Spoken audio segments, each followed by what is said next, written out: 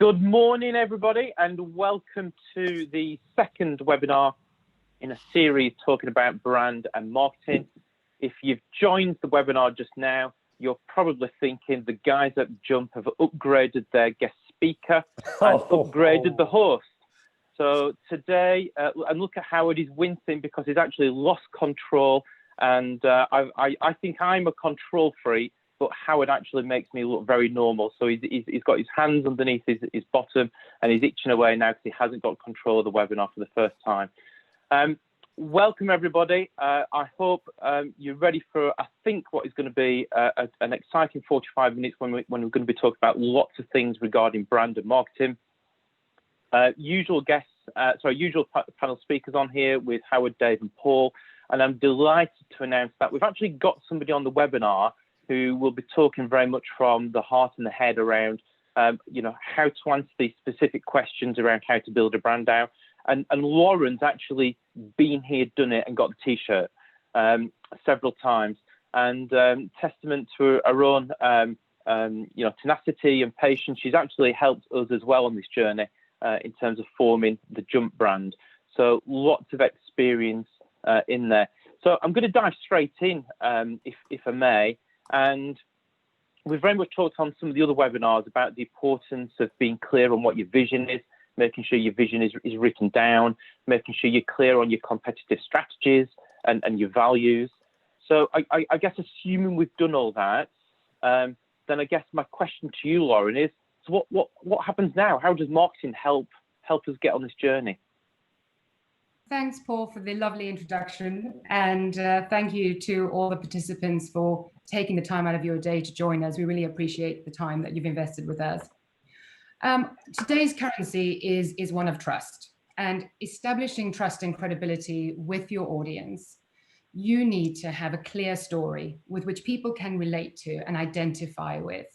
And your brand is your purpose. It's the reason why you exist. It's what you do. It's your approach and your beliefs as an organization. And establishing that personality that is distinctly you, where customers can latch onto, is critical to establishing that trust and loyalty in today's market. One tip for building your brand is really to be authentic, honest, transparent, and helpful, because it's a great foundation for building trust and relationships. And portraying clearly who you are will dictate the direction of your communications across all your channels really consistently, highlighting those value adds and making it easy for you to tell your story in a compelling and proactive way. Well, Lauren, you talk very much about sort of trust and we talk about being authentic. Do you think that's changed over years, or do you think it's always been about trust and being authentic? I think that it's a combination. I believe that people want to engage with a human brand because a buying decision is an emotive decision. I think that brands over the last decade have become far more in tune with this being the primary driver, which is why they've invested so heavily, and I don't mean financially, just invested their time into really defining who they are. And defining your brand, it's important for our participants today to recognize that defining your brand will not yield an immediate financial return, because we are in an economy in some sectors where buying is not necessarily front of mind. But what it does do is it protects your long-term prospects. It supports your business on your road to resilience. And it will positively impact not only how you ride out this storm, but will elevate your starting position as we begin to emerge against organizations whose purpose is purely financial. Go on, PJ. I don't know how to attract your attention, Mr. Sharp. I was going to send up smoke signals from glorious Essex towards Lancashire, but I felt maybe waving my hand wildly in the air might do the trick. I think, just to pick up on what Lauren's saying, that one of the things, and you'll know this, Paul, as well, from being very heavily involved in marketing, and Lauren, of course, is a real true marketing expert, is the fact that once you've defined who you are and your very essence as an organization, what you represent, I think it guides you to making the correct decisions throughout every element of your business as you go forward. I think it has a profound impact on how you treat your people, how you treat your customers. And I found, certainly when I was managing a very large business, that because we had a very, very close understanding of what we were, who we were, why we existed, what our vision, what our purpose was. When I was put in a position of having to make often difficult decisions, just leaning into who we were really helped me to figure out what the right call was. And it wasn't just my experience. My people had similar experiences. They could figure out, this is the right customer to work with, this isn't. This is the right person to take on, this isn't. I mean, it was very clear, I think. Once you've got that very clear understanding of who you are, why you exist, I think it really has a big impact on everything you do. Do you agree with that, Lauren? Is that something you would subscribe to? Most definitely, because it gives everyone accountability, Paul. We can talk a little bit later about what we did with Jump initially and how the four of you as co-founders were so united in your decision to make sure that before you did anything, it was defining the why you exist and what you're trying to do and how you're going to go about doing it, because it's your map, it's your roadmap. And it means that you can be accountable individually, you can hold each other to account, you're talking consistently about what you're trying to do, and it drives your activities in a way that is focused on achieving that outcome, as opposed to doing multiple activities and hoping that it's going to achieve what you're achieving when you aren't really aware of why you exist in the first instance. I think go on, Dave. So I was going to ask, a lot of recruitment leaders are driven by the force of their personality. How important is it that the individual's personality is aligned to the brand? Do those things coexist, or are they separate?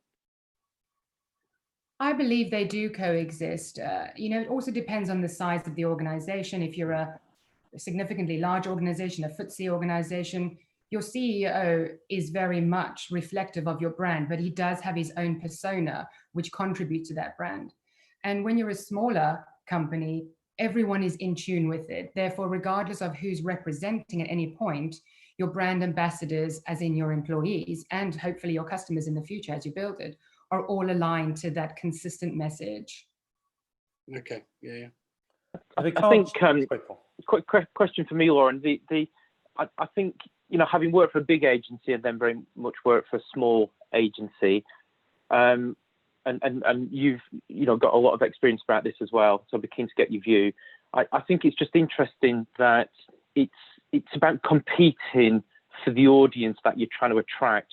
So it's about having a loud voice in the sphere or sector or domain or whatever it is, and being a very credible loud voice in that sphere.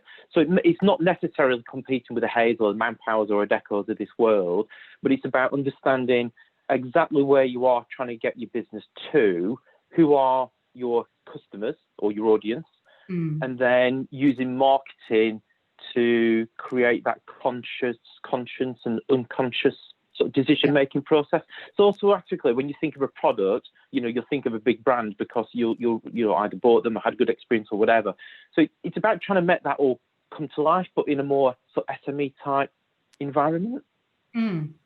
Absolutely. So it's really about defining your brand, because as you mentioned there, share of voice, it's increasing your brand awareness and improving your share of voice. And to do that, you need to be aligned to what you believe in and offering information that is value add to your audience, as opposed to sporadic information. So the first thing I would say that you need to do when you are defining your brand is know your company really well.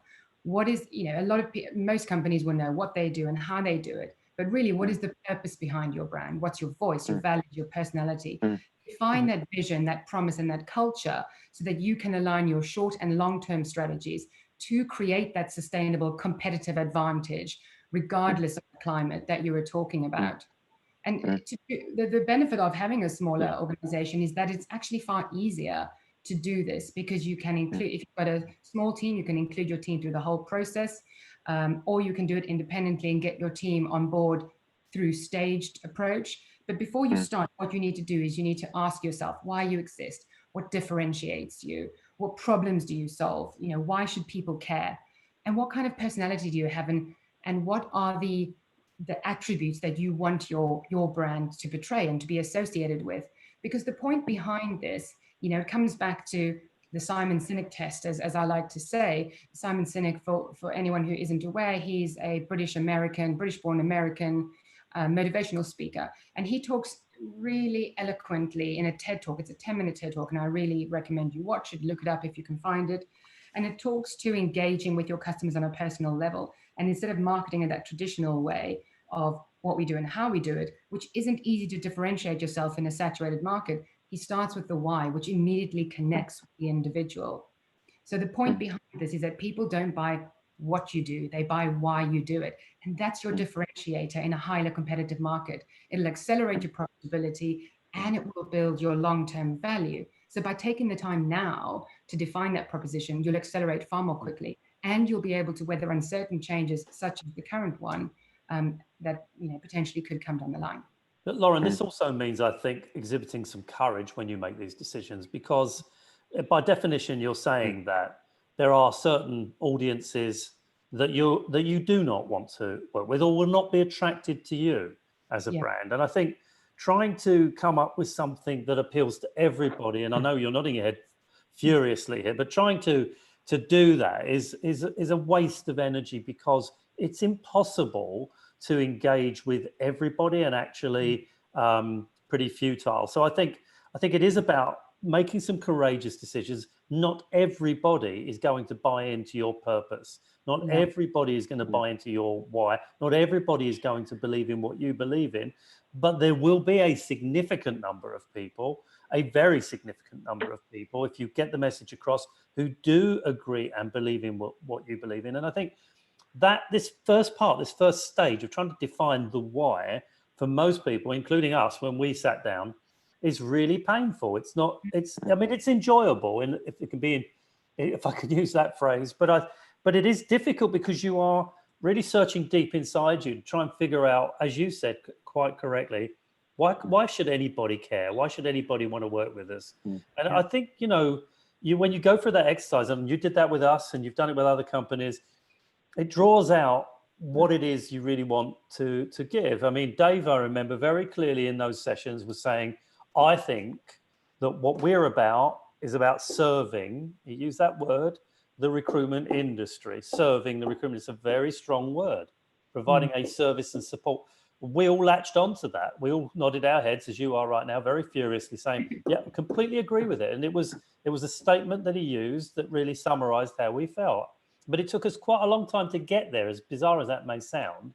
We went around the houses, but finally we arrived at this point where it was about that. And I think it's a genuinely interesting exercise to define why you want to do so. And it isn't, and I might add, about, although this is going to sound very absurd, it's not about making money. Money comes off the back of people following and believing in you. And it cannot be the reason why you are, your marketing can't reflect this issue of driving profits, driving turnover.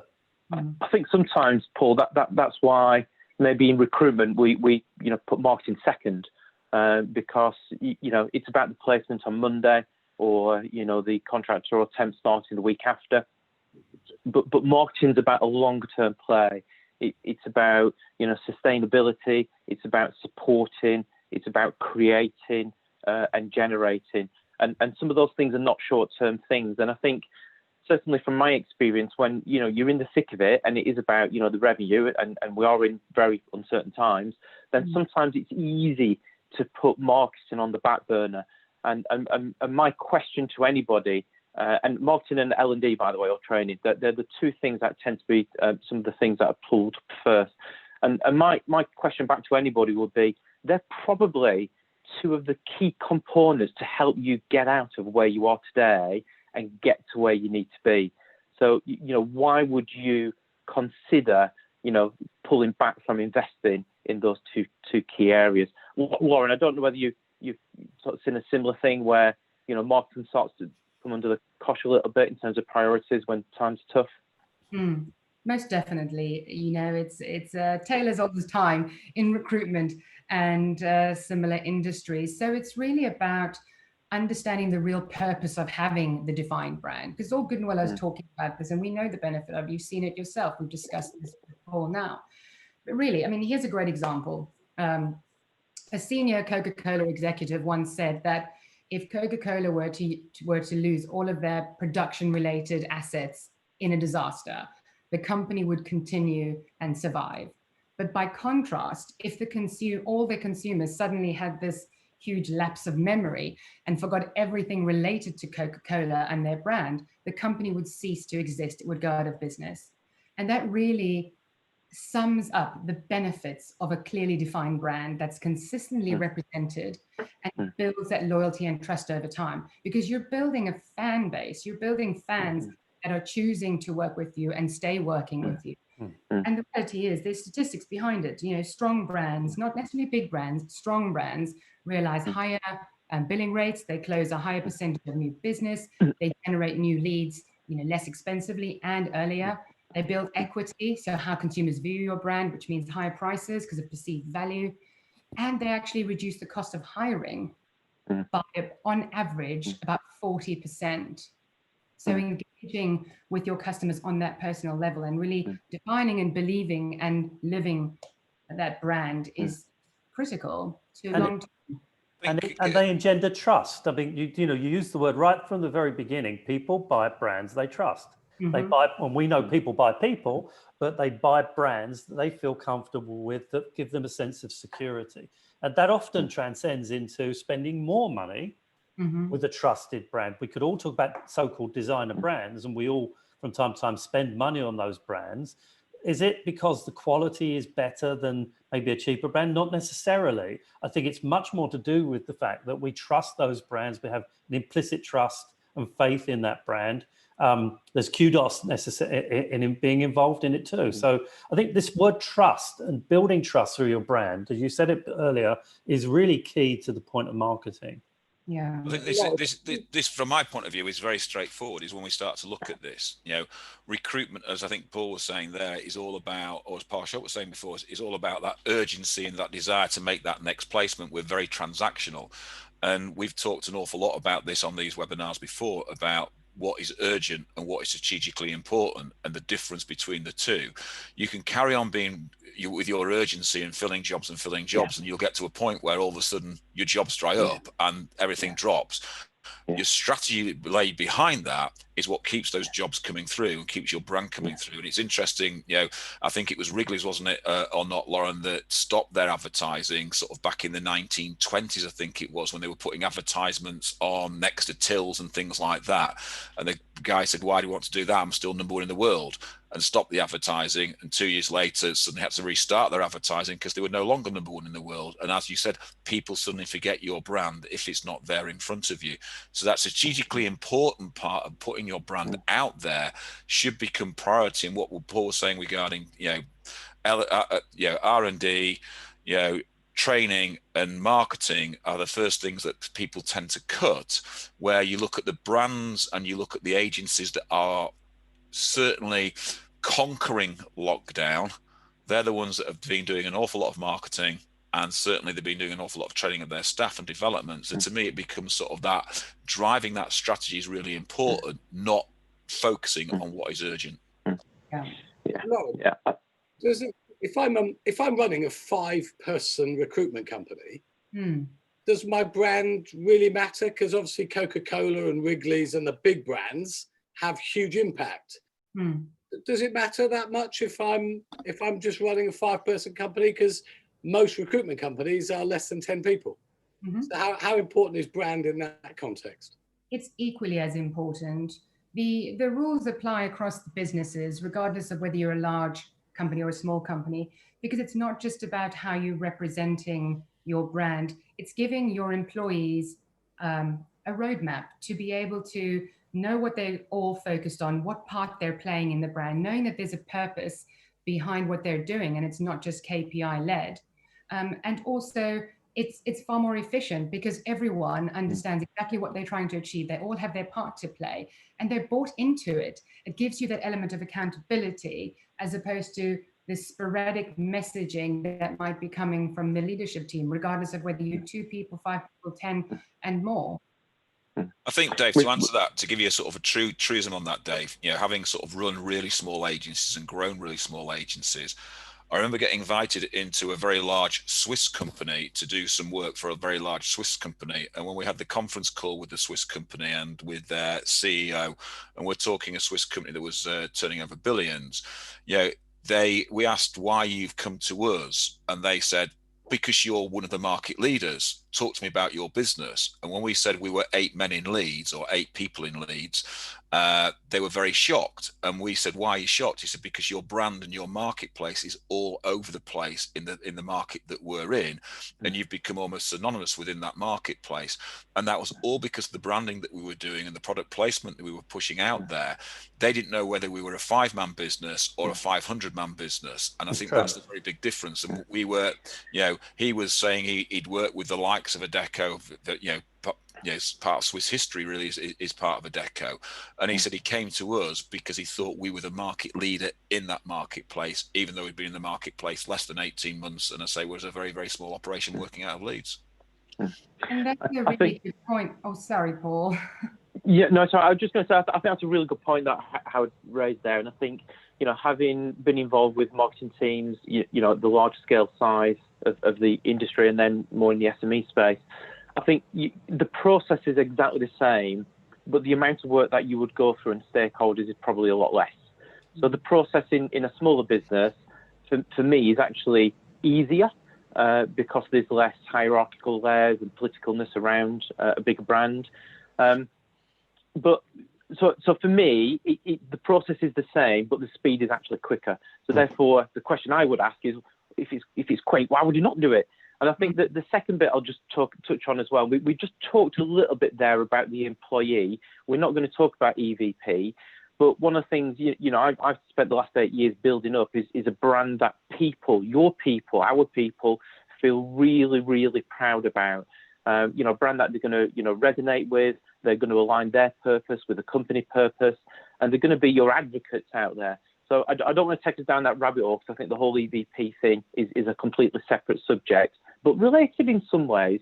But I think the second thing is just about that correlation with the brand in terms of what that means. And I think if you're in a smaller business, I think having a really clearly defined audience and then being able to resonate is really key for me. Yep. And I'll just relay one or two things. In the last few weeks, I've helped a small agency out with a bid, a really important bid they wanted to win. And when you start looking around their brand and digital footprint, and you know what you need to write about to try and score well on the bid on the question, but then you go digging and you find something very different, it's very hard then to convey that message to a client and win business when your digital footprint or your brand says something completely separately. I think that's a real challenge. And the second thing I'll just relay is, when you talk to owners, sometimes they've got so many good things that they can share with you about their business, but they're not shouting about it through the brand. And then you just think, you're missing such a massive opportunity, because you've got so many good things to talk about, but you're not conveying it. And so if you're doing well now, if you conveyed everything you were doing, you'd be doing even better. Yeah. And that, that comes back again to Howard's point, where he's mentioning about the company and their reputation as being dominant in their marketplace. It's about consistency. So it's about first defining the brand, but then also consistency. And for the record, Howard used an example about Wrigley's. Just for the record of everyone on the call, I wasn't around in the 20s, so I don't know. Just FYI. Sorry, I should have asked Paul Jacob, shouldn't I? I was in 2020s. But in terms of consistency, this is really important, because consistency is the primary commonality amongst these brands that have actually achieved these successes. And just to give you a bit of a stat, your consistent branding, brands that are consistently represented across channels, actually realize increased revenues by 23% on average. That is not a small number. And that's because if a brand is consistently represented, it makes your brand feel more dependable. It fosters that trust that we've talked about and Paul elaborated on. So consumers trust a brand they recognize, and it strengthens your brand recall. So even if the purchase doesn't happen now, in the future, your brand is considered when they're looking at that purchase, and it increases your customer retention. because on average nowadays, it used to be about 3 to 4 a few years ago, but I think it's about 6 to 7 now. It takes about 6 to 7 brand impressions for someone to even recognize your brand. So consistency is absolutely key. You know, your brand's your reputation, so you need to give it the attention it deserves, or it could cost you time and money in the long run. I mean, I'll just pick up on that. Sorry, Paul, if I could. Go on, mate. Okay. Everyone desperately trying to speak. I just to pick up your point there, Lauren, I think this position about consistency is really vital. You know, when I was running a marketing department back in the day at Office Angels, we stopped our offices from doing their own, in those days, email shots and things, because they were using, who remembers clip art? Anyone remember clip art? You probably don't. I do. And so we had this fabulous marketing department, and we were producing absolutely wonderful things. And then the offices were sending out their own things, and we're using the wrong logos, the color tones were wrong. They were using clip art for, so everything we were doing that was adding real value to the organization was completely being undone locally. So we said, you know, as brand guardians, is how we saw ourselves. We stopped it. And frankly, when I became the MD, I actually made certain, in the nicest possible way, that our offices didn't do that. The main reason I didn't want them to have the freedom to do that wasn't because I didn't rate them, I didn't value them. It was because my brand was sacrosanct. You know, it was so valuable. I couldn't have people messing around with even the things like the font style, because we'd spent years of building the brand to the extent that you said that people would glance at the color, that pink, and recognize it instantly as Office Angels. And funny enough, the point about color is an important one. You mentioned earlier about Coca-Cola, and I think most people know that the reason we see Father Christmas with a red gown on is because of Coca-Cola, because Coca-Cola gave him a red gown. Before that, I believe it was green prior to the Coca-Cola branding back in the 20s. So colors plays a very important point. And if you look, for example, at advertising on the TV, if it's purple, you instantly think Cadbury's. I mean, the colors also have a definition to play in this. So I think you're right about consistency. When you've decided on what it is your brand is in real terms, you know, the brand guidelines, you stick to it and you don't change it. Yeah, exactly. And Paul, you know, successful brands are often associated with a higher quality product and service. You mentioned earlier, why do you buy the brands? Is it because of quality? There's that perception they're associated with that higher quality. And actually, of all the brand associations, perceived quality has been shown to drive financial performance the most. Therefore, to be able to get that perceived quality, you need to have a strong brand proposition, which means you'll be less susceptible to price cuts, because customers tend to seek you out for reasons other than cost. I think there's 38,000 agencies at the last count in the UK. Wow. So, you know, having and a lot of those will be less than 5 people, as Dave said. But so I think, to me, that's standing out from the crowd. You know, if you're doing well now, then my question would be, you could probably do a lot better if you haven't got a really strong brand proposition. And if you're not doing well, then it's probably as a result of not having a strong brand proposition. Dave, sorry, you were just going to jump in there. I was just going to ask Lauren, what's a brand, Lauren, that you like, that you admire, and why is it that you admire it? Because that may help us as agency owners to be thinking about what it is that you see in the brand that you like. That's a really great question, Dave. And it's a really insightful question, because obviously it's very subjective to many people. I'd love to know what your guys' brands are too, but that might take a bit long for us to go into. But for me, it is Dove. You know, they're a prime example of a purpose-led business. They believe in a world where beauty is a source of confidence and not anxiety. And their promise is to ensure that the next generation, this is categorically their promise. They have had a campaign for decades, the Dove Natural Beauty campaign. So their promise is to ensure the next generation grow up enjoying a positive relationship with the way they look, helping girls to raise their self-esteem and realize their full potential. They just happen to make simple, affordable beauty products to everyone to enhance the natural beauty. And that's the Dove difference. And an excellent point of reinforcing the long-term financial gain of this is that in the 10 years post launching their campaign back in, I think it was 2010, it's no, maybe even before that now, they actually doubled their sales in the first 10 years post launching that campaign and their belief system, and really driving that message home. Lauren, when you were at Red, you know, part of the working out your brand and your strategy and everything else is looking at your competitors. When you were at the likes of Red or Michael Page, you know, what competitors in the industry, probably more in the Red sort of space than Michael Page, were there any sort of, you know, other agencies that stood out from a, you know, we want to aspire to be them or better than those? I think everyone has those, Paul. You know, it's good to know your competitors, and it's not a case of knowing your competitors to mimic them. It's a case of knowing your competitors to understand your position in the market so that you can adjust your strategy accordingly. Look at what's been done out there, see what's been done well, what isn't being done well, and adapt your strategy to fit the audience. So instead of, you know, naming specific competitors, because we were the SAP provider with the largest share of voice, it's just understanding your competitors so that you can give yourself a benchmark to scale your business in the most sustainable way. Yeah, okay, interesting. So moving on then, I guess my next question is around the real purpose and, you know, what is a brand? How do you define it? Because I think, you know, sometimes there's a bit of confusion out there in terms of what it is. And, you know, for a lot of people on the call, there'll be, you know, business owners or managing directors, and we think about the future of the business, but the future value of the business.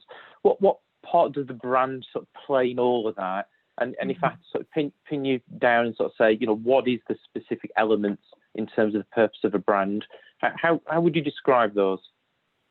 Yeah, so we've obviously touched on that already when I mentioned about Coca-Cola, to give the validation around the purpose and the statistics to back up the point of having a brand. So assuming you have defined your brand or have yet to define your brand, how do you go about actually promoting it across your channels? So you need to think about, are your existing marketing strategies that are both internal and external that you've agreed previously, are they still fit for purpose now in the current climate? And if you haven't got any marketing strategies, it's worth considering those once you've defined your brand proposition. But how are you demonstrating that core purpose and serving those customers in the truest sense of the word, and just trying to be helpful? And there is no playbook for this situation. We're in a situation that none of us are incredibly familiar with. So the key to it is really being human, because you have valuable information to impart. So within crisis, you can provide clarity to your clients. So the absolute secret to planning your brand promotion, or promoting your brand promotion, shall I say, is actually planning. Because a lack of planning means that you can often be on the back foot. So you're pushing out information sporadically that potentially contradicts the message for the sake of publishing information. And that could actually it could have a detrimental effect on your brand perception, because inconsistency causes confusion in the marketplace. So you need to make sure that you understand your objectives and your audience. Paul talked about this. Knowing your audience is absolutely key, so that you can actually correlate the two. Then you can tie your messaging into what your consumers, your customers want to see and hear, adding value. So, I mean, what are your thoughts on that? I can go into a few. There's a couple of tips I want to be able to give to talk about this, but I don't want to dominate the floor. So what are your thoughts? I think you've captured some of the key elements there. I think for me, you know, as a brand is about being visual, but it's about being heard. It's about a promise, as in a service promise or a commitment or standards. I think it's about perceptions, but it's also about experiences. So I think it's all of those things, and I actually think it's an asset. And I think sometimes we forget that, you know, as business leaders, it's all about, you know, the money and the bottom line, but it's also about building up assets. And that's how you create, you know, true value in a company. And the brand is definitely one of those key assets. Dave, were you just going to jump in there? Sorry. I was just going to say, I think what's really important in today's world, particularly with what we've all been through, is experience. Candidates want experience. Clients want a good experience. And the brand that is wrapped around that experience is so important, because people remember, oh, I had a really good experience with that brand. I had a really good experience with the person that represented that brand. And it can say so much more than thousands of pounds of advertising spend. You know, because people remember the experience, and that's for some of us, it's a challenge, isn't it, when we're doing so much of our work by Zoom, you know, to have that experience, that physical experience. But you know, it's important in the brand world. I think just as well, just to come back to the point about the tone of voice. I mean, that's very integral, I think, to defining the brand. The words you use, the phrases that are used, essentially, that has to be consistent. I'm going to come back to that phrase, consistent, because I think a lot of brands, a lot of businesses allow a lot of people to get involved in putting out messages. Now, that's great, because one of the things that we've said, and I'll repeat it, I think to be immersive, to get your people to immerse themselves in the brand and be involved in defining the brand and listening to them is very, very important. You know, because people not only buy brands, they want to work for brands. It's very much back to Paul's point, although we're not tackling it today about EVP. But at the same time, the danger is if you allow too much freedom for people to get too involved in the brand, and you can dilute what you're trying to do in the nicest way you can dilute it. So that consistency of tone, the way in which you convey that brand. I said earlier, I'm going to repeat it. I think owners of businesses are the guardians, and I use that word very strongly, of the brand. And whilst you absolutely want people to be involved, which is extremely important, there are, I think, very strict guidelines around how you convey your brand and your tone of message, your tone of... Totally agree. We've got a couple of questions that have just come in. I'm just conscious of time, so I'm going to flick to the questions, if I may. And Lauren, you and I have talked about this over the past few days, which is specifically around you know, budget and cost and return on investment, which I think is a really key one. And I think that sometimes puts people off, because sometimes, dare I say it, the marketing metrics in terms of return on investment can sometimes be a little bit fluid and a little bit vague in some cases. And I think from my experience, people think that, you know, this is about thousands and thousands of people, you know, sort of investment in terms of time and cost, but it really isn't. But it all depends upon where the starting point is and where they want to get to. And that's where, you know, people like you can certainly help owners. But let's just come back to this question of return on investment. How would you answer that question? How do we justify spending, you know, any amount of money on marketing and brand? Yeah. And that's a really good question. So what I'll do is I'll very quickly just run through how to roll out the brand so that we can then talk about the measurements and assessing the success of them, because that is absolutely one of the key things you need to be doing to make sure that what you're actually pushing out there is working effectively. So a couple of things that you want to do initially. I mentioned planning is absolutely pivotal. So you want to develop a social calendar to structure your engagement in advance so that you're ensuring there's a consistent flow of useful information. You want to align your employees by creating that consistency so that they're content sharing to their audience that you might not reach through your corporate pages, for example. And you want to create a content calendar. So think about topics that engage your customers by understanding their personal and industry challenges, because you're speaking to them every day, so you have that insight. And all of this contributes to that consistency across the channel, and all of this is measurable, which I'll get onto in a minute. And there's a good example here, because I spoke to a business owner a few months ago, and we were talking about exactly this. So how does he increase his brand awareness across his social channels? And we were speaking about content marketing, and he had written, in conjunction with someone outside of his business, but who was an industry leader speaking on a topic, put together a fantastic piece of content. And he said when he published it, he didn't get the level of engagement he had hoped, but given it's such a useful, insightful piece of content. And the reality is you need to be leveraging that. Content takes a while to write and put together. So it's a good asset. He was just putting on one post and assumed that that would increase his engagement significantly. But the reality is people are busy in the day. They might see a post that they like and want to come back to later in the day and then can't find it. That is the nature of social media.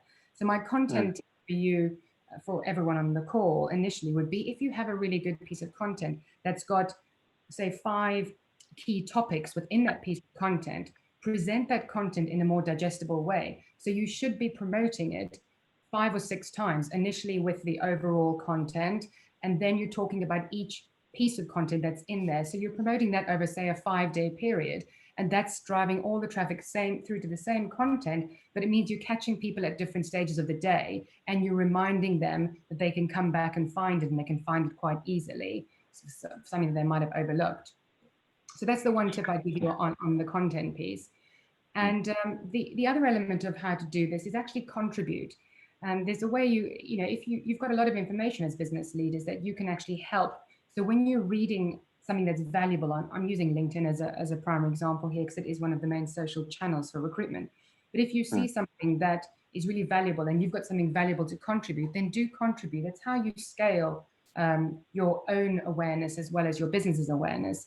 So don't be afraid to contribute when you can. And you can use things like hashtags on LinkedIn. So if you're writing a piece and it's focused around career advice, if you search for hashtag career advice, it'll actually tell you how many people are following that hashtag. So when you're promoting that piece of content, you use the hashtag, follow the hashtag. So when other bits of content arrive, you might want to contribute on that. And one of the, please jump in, Paul. As I said, I know we're low for time, so I wanted to get all of this information out for the listeners. I think some brilliant stuff there, and it all resonates with me. And you know how passionate I am about marketing as well. You know, it's been something I've really sort of tried to uphold and go for over the last 8 years. I think just to add on top of everything you've just said, I think there's probably two other key elements for me, which is about how can you use the content to drive traffic back to your website, and then you get that traffic into your CRM.